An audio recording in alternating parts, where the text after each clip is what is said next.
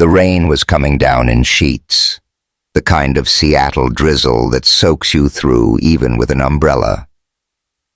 I ducked into a little coffee shop on Capitol Hill, one I'd never noticed before, tucked between a vintage record store and a yoga studio with fogged-up windows. I was 34, Ryan Carter, CEO of Apex Logistics, a company I'd scratched and clawed into the Fortune 500 after a decade of sleepless nights. My suit was Armani, my watch a Rolex. I barely looked at anymore, and my life? Picture perfect on paper. Penthouse downtown, a fiancée from a Wall Street dynasty, a wedding booked in Hawaii. I had it all. Except I didn't feel any of it. The shop smelled like roasted beans and damp wood, a cozy mess of mismatched chairs and local art plastered on the walls. Nothing like the sterile Starbucks I usually hit up. I ordered a black coffee, no frills, just something to keep me awake after a morning of investor calls that left my head buzzing with numbers and fake smiles. I was supposed to be prepping for a board meeting in a couple hours, but I needed a break from the grind, from the constant hum of expectations. That's when I saw her. She was sitting by the window, rain streaking the glass behind her, completely lost in a book. No phone, no laptop, just her, a paperback, and a half-empty mug. She had on a gray sweater that looked soft enough to nap in, her dark hair pulled into a loose bun with a few curls spilling out like they had a mind of their own. She wasn't trying to be noticed, but that's exactly why I couldn't look away. There was something about her focus, the way she scribbled a note in the margin with a chewed-up pencil that felt real. In my world of polished pitches and curated Instagram feeds, real was a rare damn thing. I don't know what possessed me. I'm not the guy who chats up strangers. I've got assistants for small talk. But my feet moved before my brain caught up, and suddenly I was standing by her table, coffee sloshing in my hand. Good book?"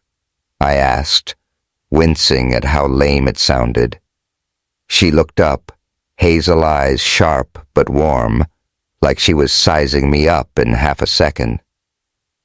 "Depends," she said, closing the book just enough to show the title, something about global economics I'd never heard of. "You into dismantling predatory trade systems, or you just here for the overpriced lattes?" I laughed, caught off guard. "I'm more of a keep the supply chain moving guy. Ryan, by the way." I stuck up my hand, then pulled it back when I realized it was still damp from the rain. "Mia," she said, smirking a little. "And don't worry, I don't shake hands with slick tech bros on principle." She nodded at the empty chair across from her. "Sit if you want, but no corporate jargon. I've got a low tolerance for buzzwords." I sat, and that's when it started. We talked, or argued really, about everything. She ripped into how companies like mine prop up bloated corporations while small farmers get screwed. I shot back that logistics isn't sexy, but it keeps the world running. She grinned, leaning forward. "Oh, come on, Ryan. You're telling me moving boxes from point A to point B is your big passion? I bet you've got a yacht in a corner office to prove it." "No yacht," I said, grinning back. "Just a penthouse with a view I don't have time to enjoy." "What's your deal, then? You some kind of crusader saving the world one book at a time?" She shrugged, sipping her coffee. "I teach economics at UW, trying to figure out how to make markets work for people, not just profit. Not as glamorous as your gig, but it keeps me honest." Honest. That word hit me harder than it should have. My life was a lot of things. Successful, shiny, exhausting, but honest? I wasn't so sure. We kept going, bouncing from trade policies to what makes a good life. She had this way of cutting through the bullshit, calling me out when I slipped into my polished CEO spiel. "Real words, Ryan," she'd say, smirking. "Not that elevator pitch crap." I don't know how long we'd been there, maybe an hour, maybe two, when my phone buzzed in my pocket. I ignored it at first, too caught up in the way her eyes lit up talking about a project she'd done in Appalachia, teaching kids in a town where coal was king and jobs were ghosts. She wasn't preachy, just alive. And for the first time in years, I felt it too. Not the adrenaline of closing a deal or the smug thrill of a magazine cover, just pure, unfiltered life. Then my phone buzzed again. And again. I finally pulled it out, glancing at the screen. 3 missed calls from my assistant, Jenna, and a text in all caps. "Where are you? Board meeting in 30. My stomach dropped. The meeting was across town, and I was still sitting here, coffee cold, tie loosened, laughing with a woman I'd just met like some college kid blowing off class. "Everything okay?" Mia asked, tilting her head. Yeah," I lied, shoving the phone back in my pocket. "Just work, always work." She raised an eyebrow. "Let me guess. Big shot emergency? Gotta go save the world from a shipping delay?" "Something like that," I said, but I didn't move. I couldn't. Not yet. "Hey, can I get your number? You know, in case I need someone to yell at me about capitalism again." She laughed, a real laugh, not the polite kind I was used to, and grabbed a napkin, scribbling her digits with that chewed-up pencil. "Only if you promise not to send me a pitch deck," she said, sliding it over. I wrote mine on another napkin, my hand shaking a little. "Deal." When I walked out, the rain had stopped, but the air felt electric. My heart was pounding, not from the missed calls or the meeting I was about to bomb, but from her. Mia. One conversation, and I was hooked. I made it to the boardroom 10 minutes late, soaked and flustered, mumbling some excuse about traffic while Nate, my co-founder, shot me a look that could have melted steel. I nodded through the meeting, but my mind was back in that coffee shop, replaying her voice, her smile, the way she'd made me feel like Ryan again. Not the CEO, not the fiancé, just me. Later that night, I stood on my penthouse balcony, the Seattle skyline glittering below me like a postcard I'd stopped caring about. The Space Needle glowed in the distance. The ferries chugged across Puget Sound, and all I could think was, why does this feel so empty? I'd built Apex from nothing. Coding in a shitty Tacoma apartment, eating ramen till 3 a.m., betting everything on an idea my accountant parents swore would tank. Now, I had the corner office, the designer suits, the fiancé every guy in my circle envied. Lauren Hayes, daughter of a New York banking titan. The kind of woman who walked into a room and owned it. We were set to get married in Maui this summer. 350 guests, a celebrity chef, the works. My mom was over the moon. My dad grunted approval, and my business partners loved the connections her family brought. It was perfect. So why did I feel like I was drowning? I pulled the napkin from my pocket, staring at Mia's messy handwriting. My thumb hovered over my phone. Then I typed, "Hey, it's the tech bro. Survived my meeting. You free to keep schooling me sometime?" I hit send before I could overthink it. Her reply came in 10 seconds flat. Barely survived, huh? Guess I'll have to go easy on you next time. How's tomorrow? I grinned like an idiot, the hollow ache in my chest fading for the first time in months. That night, I didn't sleep. I just stood there, rain starting up again, wondering what the hell I'd just stumbled into, and why it felt more real than anything I'd built in years. Hey, if you've ever met someone who flipped your whole world upside down in one conversation, hit that subscribe button and drop your story in the comments. I'd love to hear it, because trust me, this is just the start of mine. The next morning, I woke up to a gray Seattle sky and a phone buzzing like a pissed-off hornet's nest. 6 texts from Jenna, my assistant, reminding me about a 9 a.m. call with some East Coast investors, plus a passive-aggressive email from Nate. You good, man? Yesterday was a shit show. I rubbed my eyes, the napkin with Mia's number still crumpled on my nightstand. I hadn't slept much, too wired from texting her till 2 a.m., trading dumb jokes and arguing about whether pineapple belongs on pizza. She said yes. I said she's a monster. It was the kind of pointless, easy chatter I hadn't had in years. I dragged myself to the office, a sleek glass tower downtown with Apex Logistics etched in steel above the door. My corner office had floor-to-ceiling windows, a view of Elliott Bay that made every real estate agent in Seattle drool. I'd built this place from nothing, me and Nate, 10 years back, coding in a Tacoma dump with peeling paint and a leaky roof.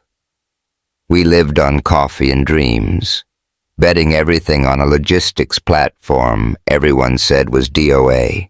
My parents, both CPAs who thought entrepreneur was code for unemployed, begged me to get a real job.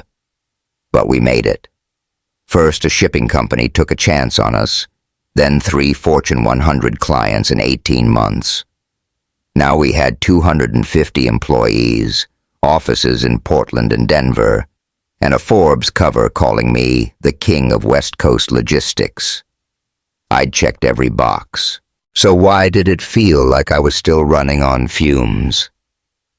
I dialed into the investor call, half listening as some suit from Boston droned on about quarterly projections. My mind kept drifting to Mia, her laugh, the way she'd called me out without hesitation. I texted her under the desk like a teenager. Survived the morning. You still owe me a rematch on that capitalism debate. Her reply popped up instantly. Only if you bring better arguments this time, slick. How's 6 at Elliott Bay Book Co? My pulse kicked up.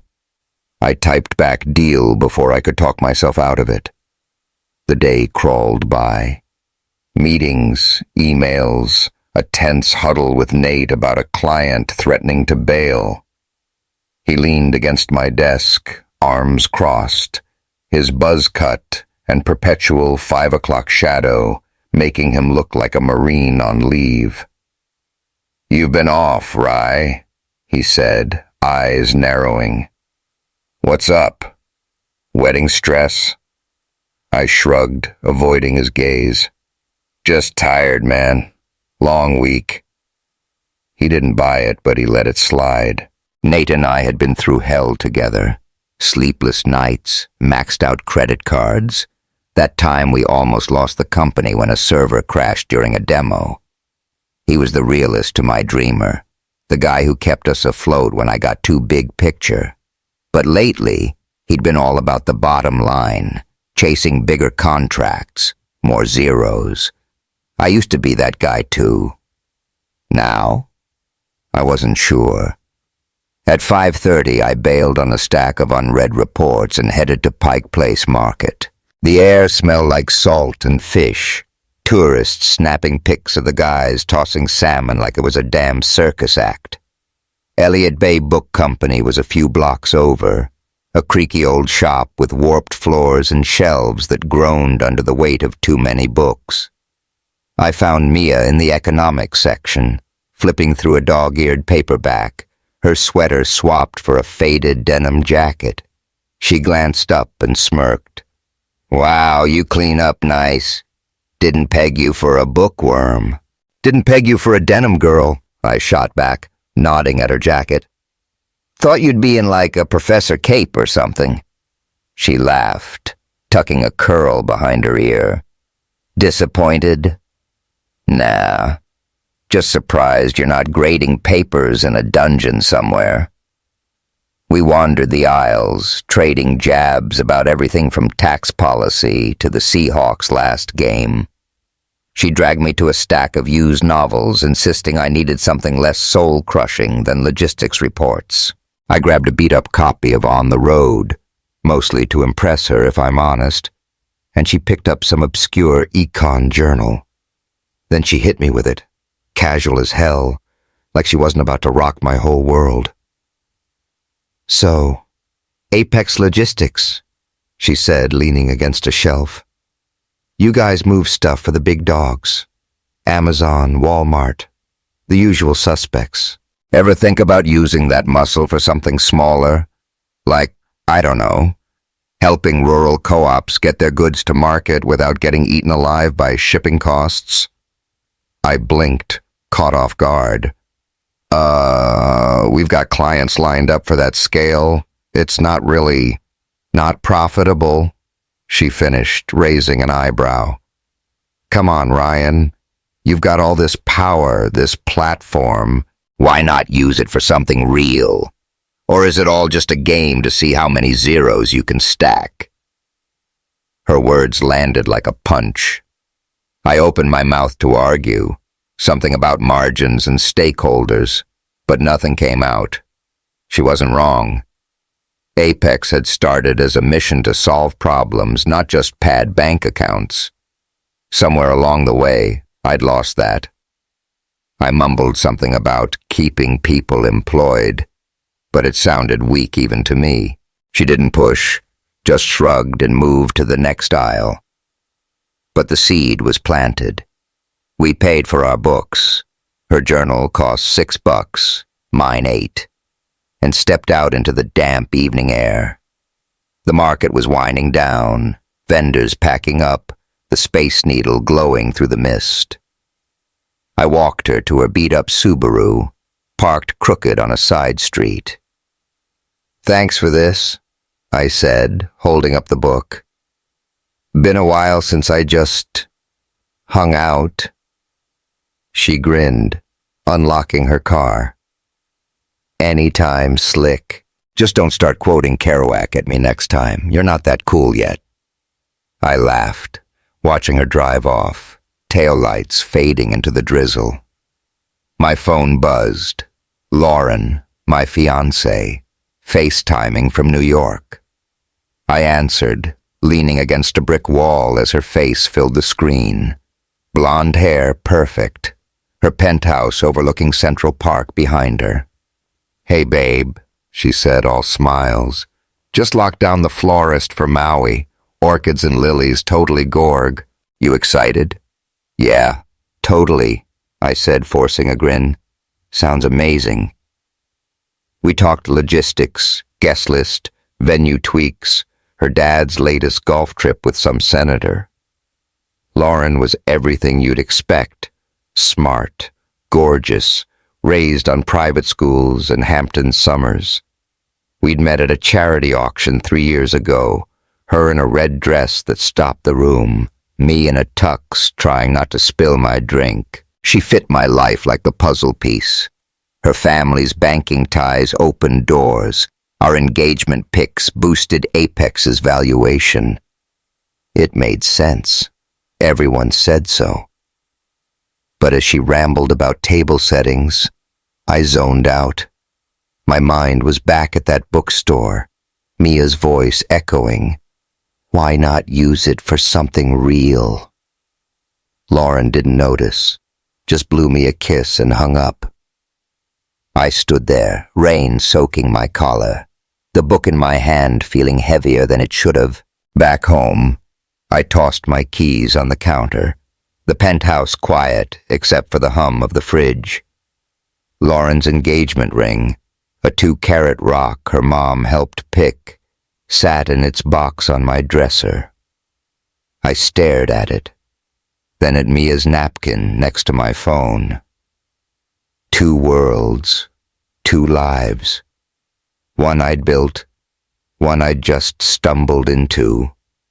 I flopped onto the couch, the city lights blinking through the rain-streaked windows, and wondered when perfect started feeling like a cage. I texted Mia, "Book's good so far. You're right. Need less soul-crushing in my life." Her reply lit up my screen. "Told you. Stick with me, Slick. I'll save your soul yet." I smiled, but my chest tightened. Lauren's call replayed in my head, all orchids and expectations. For the first time, I didn't know what I wanted, just that I couldn't stop thinking about a woman I'd met 24 hours ago. It had been a week since that bookstore night with Mia, and I couldn't shake her. We'd met up again, once at a soggy park near Lake Washington, trading stories about dumb stuff we did as kids, and another time grabbing tacos from a food truck in Fremont. She told me about growing up in a nowhere town in Oregon, how she'd wanted to be a musician before econ stole her heart. I admitted I used to strum guitar in my Tacoma days, back when Apex was just a crazy idea and I wasn't drowning in boardroom bullshit. With her, I wasn't Ryan Carter, CEO. I was just Ryan, some guy who laughed too loud at her jokes and forgot to check his phone. But every night, I'd come home to my penthouse, Lauren's texts lighting up my screen. "Miss you, babe. Can't wait for Maui." And the guilt would hit like a freight train. I'd stare at that damn engagement ring, sparkling under the LED lights, and feel like a fraud. Mia wasn't pushing me. She didn't even know about Lauren. But every minute with her made my perfect life feel like a lie. I'd built something with Lauren. 3 years, a merger of families, a future everyone cheered for. And now, I was falling for a woman I'd known for 7 days. That Tuesday, I booked a red-eye to New York. I had to see Lauren, had to tell her face to face. No phone call, no text. She deserved better than that. The flight was bumpy, the guy next to me snoring through turbulence while I rehearsed what I'd say, my stomach churning like I'd downed bad coffee. I landed at JFK at 6 a.m., the city waking up in a haze of horns and exhaust. Lauren's place was a swanky high-rise in Manhattan, all glass and marble, the kind of building that screamed old money. She buzzed me up, her voice chipper over the intercom. "Hey, stranger. Early surprise, huh?" I stepped into her apartment. White furniture, fresh lilies on the counter, a view of Central Park that'd make anyone jealous. She was in yoga gear, blonde hair in a high pony, sipping a green smoothie like she'd walked out of a fitness ad. "You're here," she said, hugging me tight. "God, I've missed you. Maui's gonna be insane. Dad's already bragging about the cigar bar." I forced a smile, my throat dry. "Yeah, can we sit?" Her face shifted, that perfect smile faltering. "Everything okay?" We sank onto her leather couch, the city humming 30 floors below. I took a breath, hands sweating. "Lauren, I've been thinking a lot. About us. About what I want." She froze, smoothie halfway to her mouth. "What's that supposed to mean?" "There's someone else," I said, the words spilling out like vomit. I met her in Seattle. She's not why I'm here. It's me. I've been unhappy, and I didn't even know it till now. I can't marry you feeling like this. The room went dead silent. Her eyes widened, then narrowed like she was trying to process a bad joke. Wait. Hold up. You're telling me you met some girl a week ago, and now you're, what, done with us? 3 years, Ryan. 3 fucking years. I know, I said, voice cracking. I'm sorry. I didn't plan this. She made me see. I've been going through the motions. With you, with everything. She laughed, a sharp, bitter sound, and slammed the glass down, green juice sloshing onto the counter. Going through the motions? Are you kidding me? We've got a wedding in 4 months. My parents, your parents, half the damn East Coast RSVP'd, and you're throwing it away for some random chick in a coffee shop.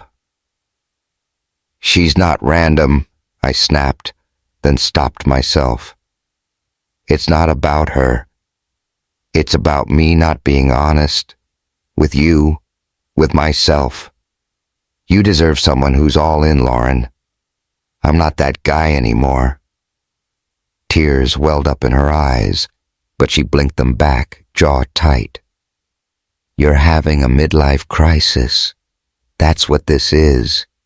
You'll regret this, Ryan. You'll wake up alone and realize you torched everything for nothing. Maybe, I said quietly. But I can't pretend anymore. She stood, pacing to the window, arms crossed. Get out, she said, voice low. Just go.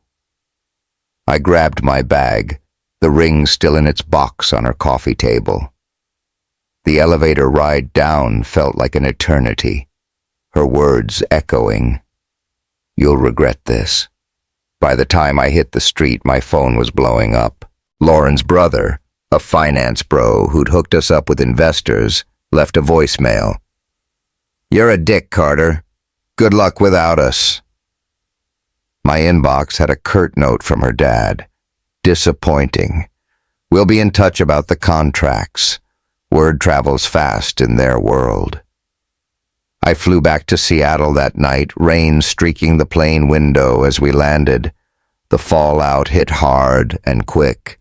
Nate called me at midnight, voice like gravel. What the hell, Rye? Lauren's family's pulling strings.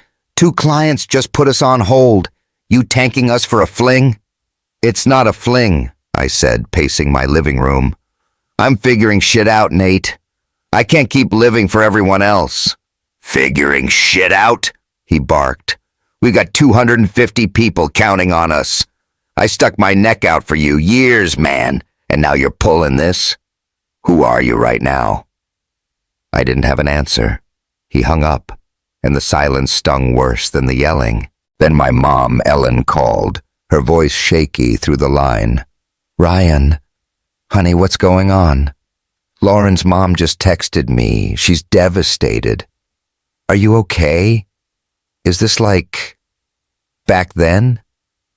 She meant the early apex days, when I'd nearly lost it all, money, sanity, everything, before we hit it big. No, Mom, I said, rubbing my face. It's different. I need to do this. She sighed, long and heavy. I don't understand, but I love you. Just don't shut us out, okay? My dad, Tom, didn't call, just a text. Be sure, son. Classic Tom, 4 words to say 1,000. By morning, my phone was a war zone. Texts from buddies picking sides, most Lauren's, plus a flood of cryptic tweets from our social circle. Some people don't know a good thing till it's gone. Apex's Slack was buzzing with rumors. Jenna sent a worried, "You okay, boss?" I didn't reply. I just sat on my balcony, rain dripping off the railing, watching ferries cut through Puget Sound. The city lights blurred into a smear of gold and gray, and for the first time, I wondered if Lauren was right. If I'd just blown up my life for a feeling I couldn't even name. I texted Mia, "Rough day. You around?" She replied fast, "Taco truck 7. I'll buy. Looks like you need it." A faint smile tugged at my lips, but it didn't reach my chest. I'd just burned every bridge I'd spent years building, family, friends, business, and for what? A woman I barely knew.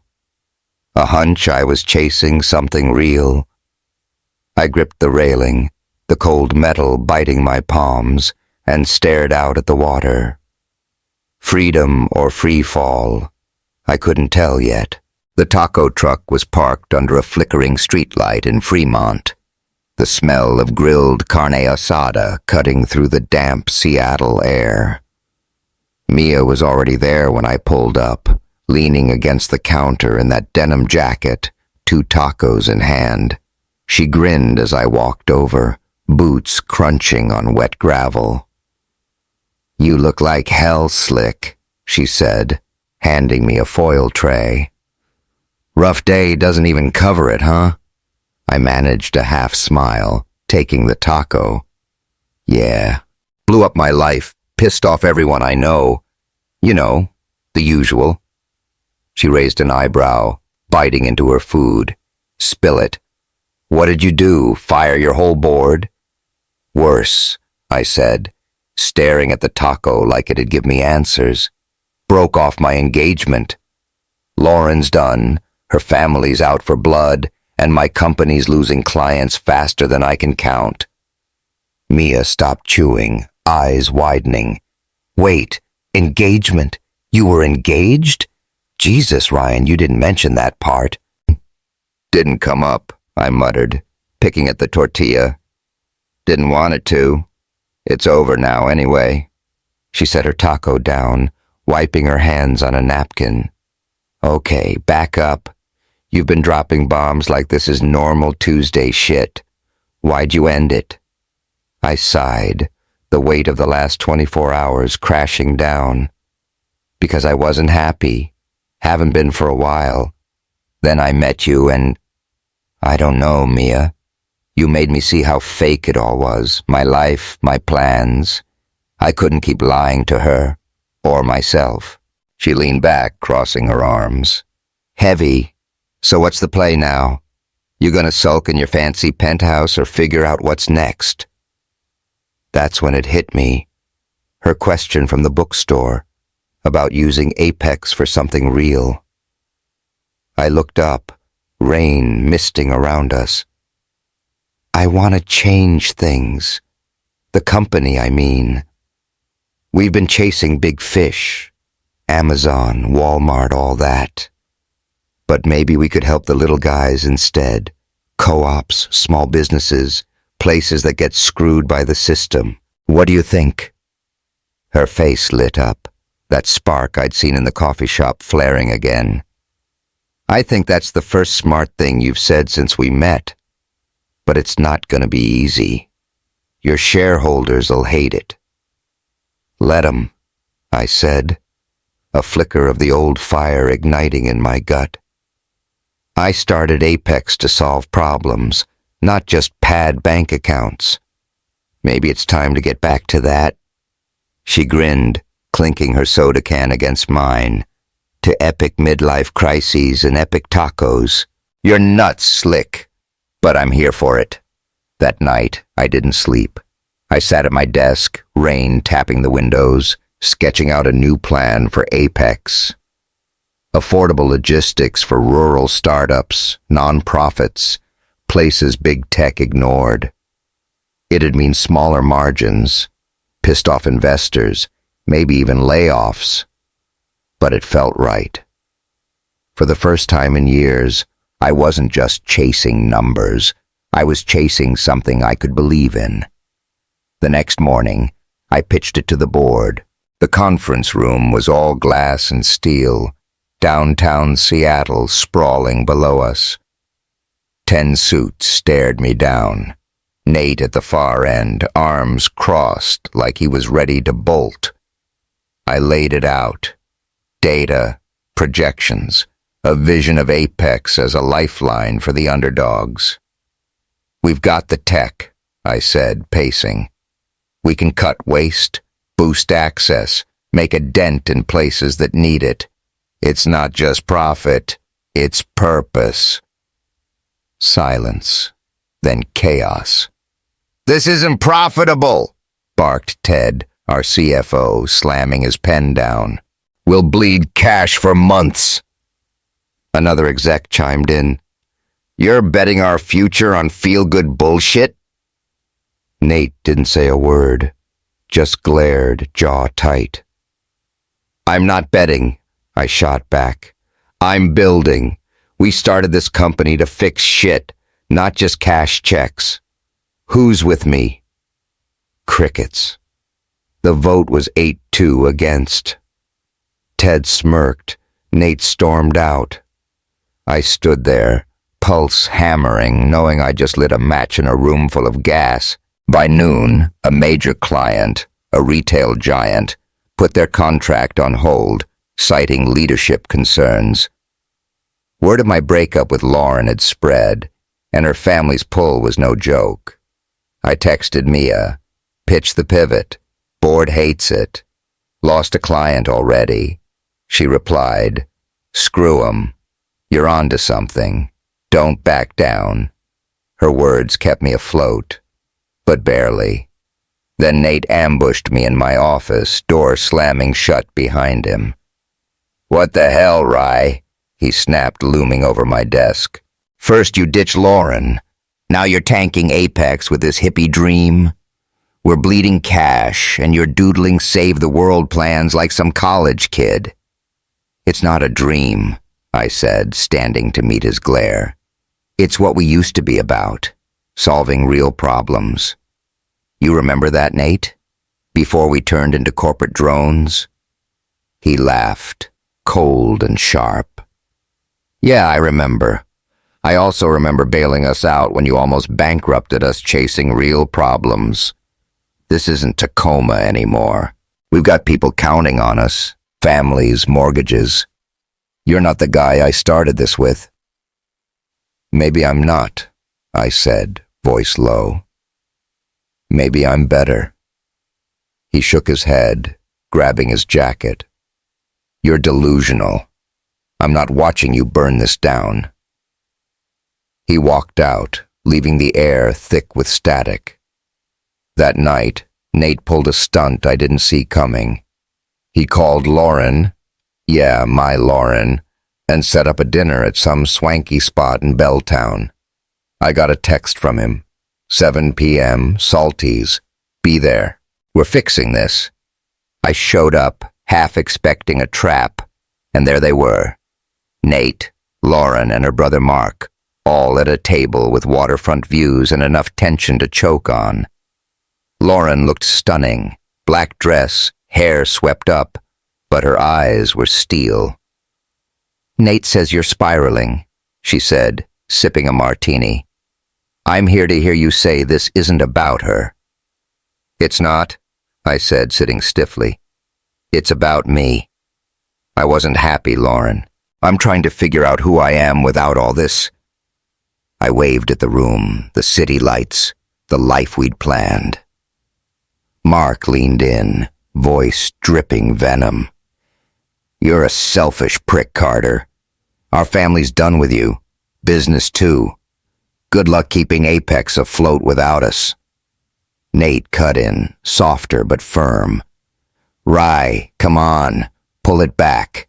Marry her. Ditch this crazy pivot. We can still save this. I looked at them. Lauren's hurt, Mark's sneer, Nate's desperation, and felt the weight of everything I'd built pressing down. I can't, I said, standing. I'm sorry, but I'm done pretending. I walked out, rain soaking my coat, their voices fading behind me. Back home, I crashed on the couch, staring at the ceiling. Mia texted, "How'd it go?" I replied, "Like a train wreck, but I'm still in." She sent a thumbs up and a taco emoji, and I laughed despite the mess. The next day, I cooked with Mia at her place, a cramped apartment in Capitol Hill, books stacked on every surface, no designer, anything. We made spaghetti, bumping elbows in her tiny kitchen, laughing when I burned the sauce. "You're a disaster," she teased, stirring the pot. "Good thing you're cute." "Cute enough to keep around?" I asked, leaning against the counter. "Jury's still out," she said, smirking. For a minute it was just us. Pasta, wine from mismatched glasses, rain tapping the window. Then my phone buzzed. Jenna. "Key engineer just quit. Board's pissed, call me." I groaned, setting it down. "Trouble?" Mia asked, pouring more wine. "Always," I said, but her smile made it bearable. Still, as we ate, that engineer's exit gnawed at me. Apex was fraying, Nate was gone, and I was betting it all on a hunch, and a woman who didn't even know how deep I was in. The cracks in Apex widened fast. 2 more clients bailed that week. Big ones, the kind that paid for our downtown lease, and the catered lunches nobody ate anymore. The board was out for blood, scheduling an emergency meeting to reassess leadership. My inbox was a graveyard of red flags. Q3 projections slashed. Staff morale tanking. Then Nate dropped the bomb. A LinkedIn post, public as hell. Hard to watch a company you built get gutted by reckless decisions. Apex deserves better. Subtle as a sledgehammer, my phone lit up with texts from old colleagues. "WTF, Rye? You losing it?" And Jenna's voicemails piled up, her tone shifting from worried to frantic. I tried to keep it together. Met Mia at a dive bar in Ballard, neon signs buzzing over chipped tables, the air thick with fried food and regret. She slid into the booth across from me, her denim jacket swapped for a UW hoodie, hair damp from the drizzle. "You look like you got hit by a truck," she said, pushing a beer my way. "What's the damage now?" "Company's circling the drain," I said, taking a swig. "Lost more clients. Board's gunning for my job, and Nate's basically calling me a traitor online. Oh, and half my team's ready to jump ship." She winced, leaning back. "Shit, Ryan. That's a lot. You still think this pivot's worth it?" "Gotta be," I said, but my voice cracked. "It's the first thing I've cared about in years. If I back off now, what's the point of any of it?" She nodded, sipping her beer. "Fair. Just don't let it eat you alive, okay? You're not Superman." I forced a laugh, but her words stuck. That night we walked along the waterfront, waves lapping at the pier, the Space Needle glowing through the fog. She bumped my shoulder, teasing me about my fancy CEO walk, and for a minute I forgot the chaos. But it didn't last. The next day, the board meeting hit like a tsunami. Ted, the CFO, led the charge, his tie so tight it looked like it was choking him. "We're hemorrhaging cash, Ryan," he said, slapping a stack of reports on the table. "Your little charity project's killing us. 2 engineers gone, 3 clients out. Give me one reason we shouldn't vote you out right now." Because this is bigger than quarterly reports, I shot back, standing. We're building something that matters, helping people who get screwed by the system. You want to keep kissing corporate ass forever, Ted? That's not why I started this. He smirked. Cute speech. But this isn't a TED Talk, it's a business. Motion to replace Carter as CEO. All in favor? Hands shot up. 6 out of 10. Nate wasn't there, but his absence screamed louder than any vote. They didn't fire me, yet, but I was on a leash, 90 days to prove viability, or I'd be out. I left the room, fists clenched, rain hammering the windows like it wanted in. I went straight to Mia's place, needing an anchor. She was grading papers on her couch, surrounded by books and empty coffee mugs. Bored's got me by the throat, I said, dropping onto a chair. 90 days, or I'm done. She set her pen down, eyes soft but sharp. You knew this'd be a fight, Ryan. You're tougher than this. Am I? I snapped, louder than I meant. I've lost everything. Clients, friends, maybe the company. What if Lauren was right? What if I'm just chasing a ghost? Mia flinched, sitting up straighter. Hey, don't put that on me. I didn't ask you to torch your life.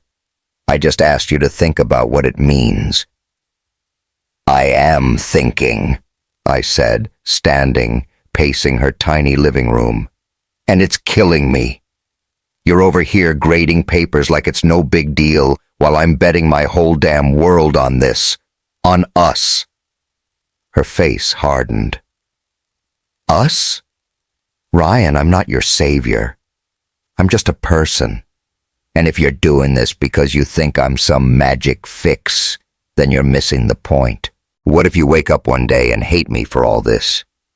I stopped, chest tight. I don't know what I'm doing anymore, okay? I just know I can't go back. She stood, voice trembling.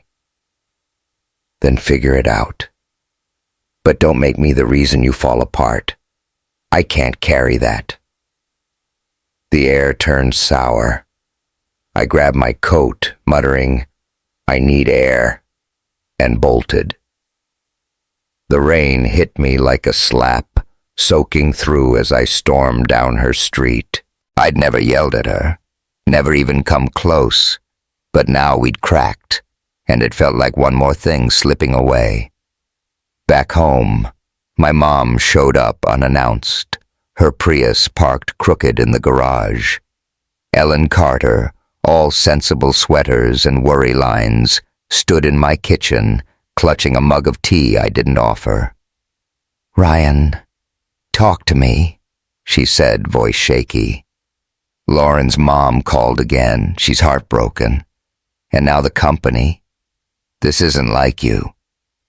Mom, I'm fine, I lied, leaning against the counter. I had to change things. She set the mug down, eyes wet. Change? Honey, you almost lost everything 10 years ago, remember? Sleepless nights, creditors calling. Your dad and I thought we'd lose you to that dream. Now you've got it all, and you're throwing it away again. It's not the same, I said, throat tight. Back then, I was running on fumes. Now I'm running towards something real. She shook her head, tears spilling. I don't see real. I see my son alone, fighting everyone.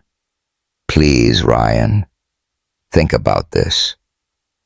She left, her Prius humming away, and I sank onto the couch.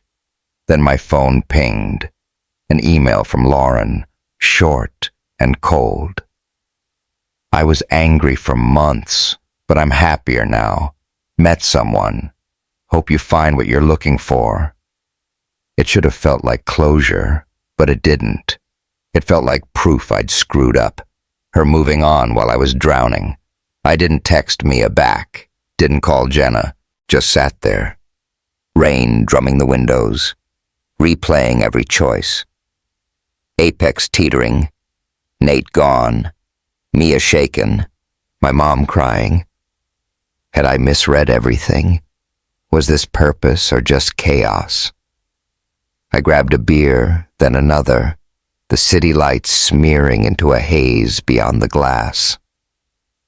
By midnight, I was on the balcony, wind cutting through my jacket, wondering if I could claw my way back to the old Ryan, the one who played it safe, who fit the mold. The next day, I skipped the office, walked to a park near the Sound, sat on a bench as ferries chugged across the water. My phone buzzed. Jenna again. Board's drafting succession plans. Call me. I didn't. Just watched the waves, gray and restless, matching the mess in my head.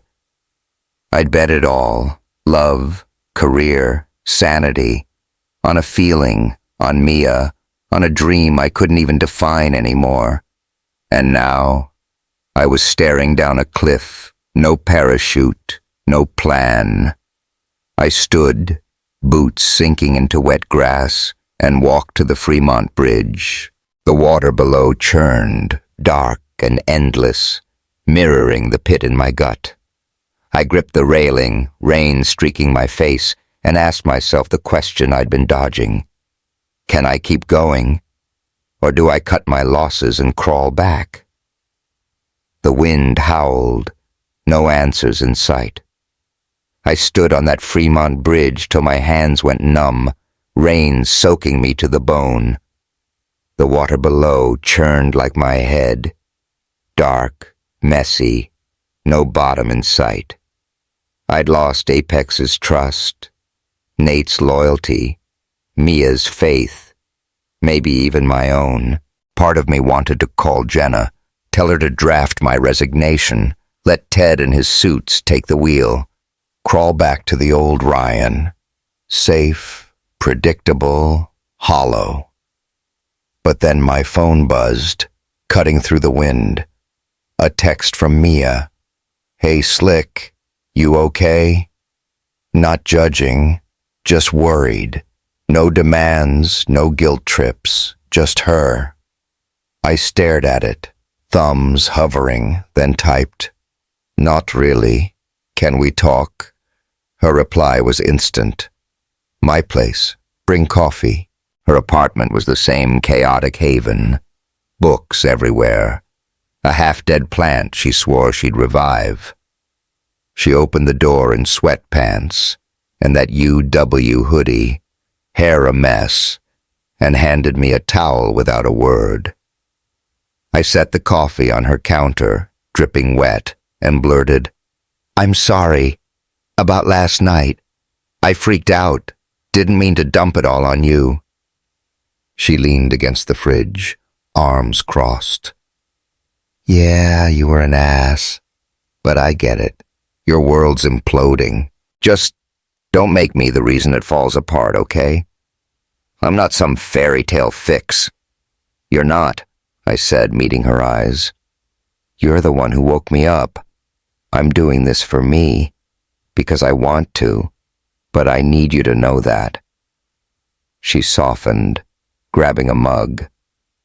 Good, 'cause I'm not going anywhere, yet. Jury's still out on your soul-saving skills. We laughed, the tension cracking like ice. Over coffee, I told her everything. Board meeting, Nate's post, my mom's tears. She listened. No bullshit advice, just nodding. Then she said, You're not done, Ryan. You're just starting. Messy's how it works. Messy was right. But that text, that coffee, flipped a switch. The next day, I called Jenna. No resignation, I said. We're pushing the pivot, double down. Find me clients who get it. She hesitated, then said, On it, boss. Glad you're back. A week later, the lifeline came. An email from a tiny nonprofit in Oregon, Rural Roots, a co-op helping farmers ship organic produce. They'd heard about Apex's new direction through a random blog post, wanted in, $50K contract, peanuts compared to our old deals, but they gushed about our vision. I pitched it to the board, small, scrappy, a start. Ted scoffed, but 2 others flipped, giving me a 6-4 win. Word spread fast. Tech sites picked it up. Apex Logistics bets on the little guy. A Portland startup signed next, then a food bank in Tacoma. Not millions, but momentum. Nate showed up at my office unannounced, hands in his pockets, buzz cut damp from the rain. "Saw the Oregon deal," he said, voice flat. "You're really doing this?" "Yeah," I said, leaning back in my chair. "It's working. Slow, but it's real." He nodded, jaw tight. "I don't get it, Rye. Still think you're nuts. But I'll try. Don't expect me to hug it out, though." "No hugs," I said, grinning. "Just don't trash me online again." "Deal," he muttered, and left. Not a full truce, but a crack in the wall. Enough. Mia and I kept building, slow, no rush. We moved in together a month later, not to my penthouse, but a creaky brownstone in Ballard, all hardwood floors and leaky faucets. I sold the penthouse, donated half the cash to a rural education fund Mia loved, inspired by her Appalachian days. She mocked my Rolex. Who needs a 10K watch to tell time? So I swapped it for a beat-up Timex. We cooked bad dinners, argued about politics, laughed till we couldn't breathe. It wasn't perfect. She got mad when I overworked. I groaned at her book piles. But it was us. Then came the family test. My mom insisted on meeting her, showing up at the brownstone with a casserole and a nervous smile. Ellen Carter, queen of practicality, eyed me as cluttered shelves and faded jeans like she was decoding a puzzle. "So you're the one who turned my son upside down," she said, setting the dish down. Mia grinned, unfazed. "More like he turned himself upside down. I just handed him the map." They talked, stiff at first, Mom asking about Mia's job, Mia dodging with quips. Then Mia told a story about teaching in Appalachia, how a kid gave her a rock as a thank you, and Mom's face softened. "You're different," she said, almost a compliment. "But he's happier. I see that." Later, she hugged me by the door. "She's good for you, honey. Still don't get it, but I'll try." My dad texted that night, "Proud of you, kid." 4 words, pure Tom, but they hit deep. Apex grew, smaller scale, bigger heart. We lost some old-timers, gained young blood who cared about impact over bonuses. Revenues dipped, then climbed, hitting a quiet record last month. That Oregon deal won an innovation award, some dinky plaque I hung in my office next to a photo of me and Mia at a park, her flipping off the camera. Critics still sniped. Carter's gone soft. But it mattered less every day. 6 months after the breakup, Lauren messaged me on Instagram. "Took a while, but I'm good. Dating a chef, real foodie vibes. Glad you're you again." I smiled, replied, "Same to you. Take care." No bitterness, just peace. She'd found her spark. I'd found mine. Last week, I dug out my old guitar, scratched up acoustic from the Tacoma days. Mia and I hit a park near Ballard, sunset, painting the sound gold. I strummed, rusty as hell, while she sang off-key to some folk tune she swore was a classic. A jogger tossed us $1, laughing, and we cracked up till our sides hurt. Later, sprawled on the grass, she asked, "Still think I'm worth the chaos?" I looked at her, curls wild, eyes bright, and said, "You're not the prize, Mia. Living real is. You just showed me the way." She smirked, punching my arm. "Smooth talker. Keep it up, slick." That night, I stood on our porch, rain pattering the roof, city lights flickering in the distance. Apex was smaller, scrappier, but alive. I'd lost bridges. Some friends never called back. Lauren's circle blacklisted me, but gained something I couldn't buy. Me. The hollow ache from that penthouse balcony was gone, replaced by a quiet fire I hadn't felt since the early days. I don't have it all figured out. Some days I wake up wondering if I pushed too hard, if the losses outweigh the wins. But then I hear Mia humming in the kitchen, or see an email from a farmer thanking Apex, and I know I'm not performing anymore. I'm living. So here's the twist I never saw coming. Walking away didn't end me. It redefined me. Success isn't the penthouse or the headlines. It's the messy, real shit you fight for. I turned to the camera. "Yeah, you guys," and grinned. "What's your real? What's the thing you'd burn it all down for?" I don't have all the answers, but I'm damn glad I asked the question. Hey, if this hit you, any of it, hit that subscribe button and share it with someone who needs it. Drop a comment. What's your real? A choice you made? A risk you took? I read every one, and I'm stoked to hear your stories. This journey's been wild. Thanks for riding it with me. See you in the next one.